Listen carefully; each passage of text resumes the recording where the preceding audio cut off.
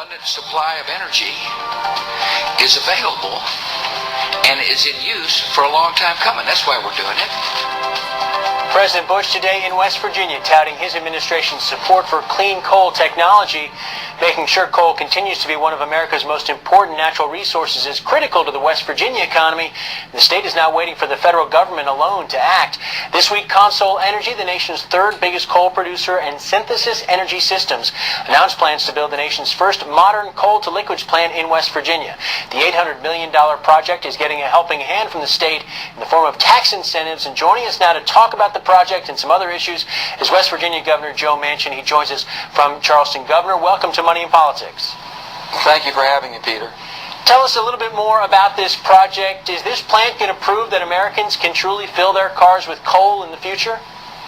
Well, it sure is. This is proven technology. As we know, the Germans used it back to fuel their war effort back in World War II. So it's been perfected over the years. We know it's there, and Sasol down in South America has been using it for quite some time. The bottom line is, Peter, is that coal was being used to about 50% of the energy that we produce in the nation. And it's going to increase. And the world has an appetite all over, and all the developing nations. The greatest thing that we can do as a nation to help the environment is to find the new technology that we can use it better and cleaner.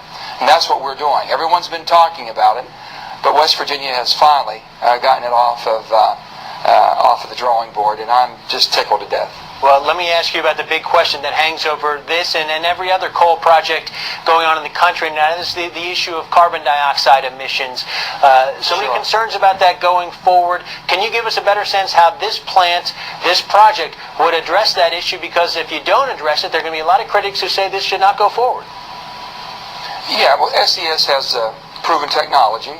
It's been around for quite some time. They can take the clear stream of carbon off. They're prepared to sequester it. You can use it for enhanced oil recovery. So many different products can be done with that.